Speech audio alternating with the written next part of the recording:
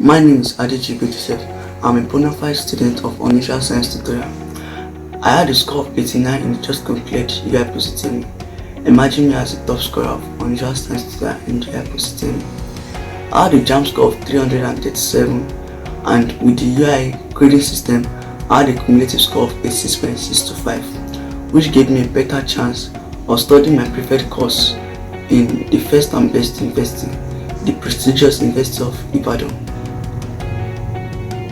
I attended both the UST UI Postutme class and the UST JAM class, and from the very first day I joined this tutorial, I knew this tutorial was made for top scorer because their notes was very concise and precise, and their class was top notch.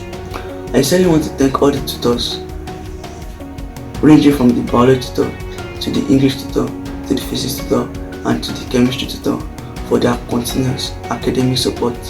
These tutors were highly experienced tutors who has passed through all the stages we are about to pass through before. And especially I want to thank the phenomenal Dr. Shimaya, because he's more than a tutor, he's a role model, a mentor and a coach.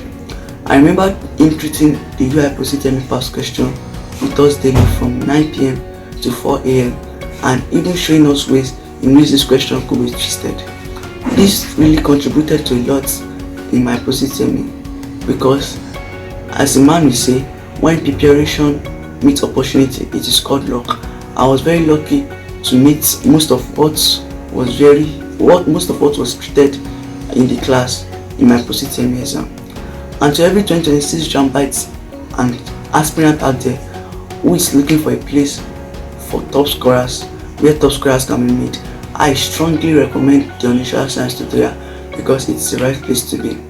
Before I go, let me leave you with this statistical tool called the SWOT analysis. At UST, you'll be made to identify your strengths, your weakness, your opportunity, and your threats.